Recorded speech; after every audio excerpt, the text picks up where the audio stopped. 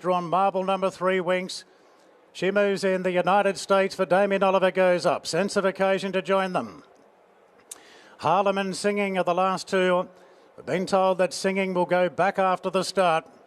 We'll see where the early speed is. As Singing goes up. And they're all set now. This is it. The grand final of Australian racing. The Queen Elizabeth Stakes. Racing. And Winx jumped as well as anything. Hartnell jumped well off the inside, but no doubts pushing on from the outside. Happy Clapper's going forward as well, so it's No Doubt and Hartnell in the early stages, and Happy Clapper goes into third.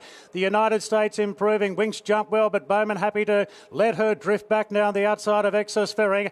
A length further back to Sense of Occasion. Then Harlem and Singing's been taken back to last. It's No Doubt in front, but Hartnell's punching through on the inside, 3/4 away. The United States up on the outside. Happy Clapper just being eased out of that battle. Back into fourth. 3 lengths further back to the mighty mare Winx. She sits on the outside of Excess Ferry.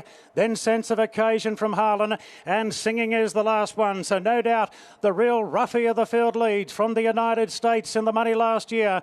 And it's found its position in second. Hartnell third, a length off to Happy Clapper. 2 further back to Winx, just shading Excess Ferry. Then Sense of Occasion from Harlem. And Singing is the last one. They're running along at even splits. 1,000 metres out, No Doubt in front by a length and a half to the United States. Hartnell a lot closer in the run today. Looks as though Doyle's coming off the fence on Hartnell. He is. He's put the United States 3 deep. So there'll be no hard luck stories for Hartnell today. Then Happy Clapper. Winx is out 3 wide. She's starting to inch a little bit closer on the outside of Excess Ferry. Then Sense of Occasion Singing, and Harlem's back last. No Doubt in front. Hartnell, he's having his 7th clash with the great mare today, and Doyle's the first to make the move on Hartnell. Gets a length in front of the United States, but here she comes around the field of Winx. Bowman hasn't moved a muscle.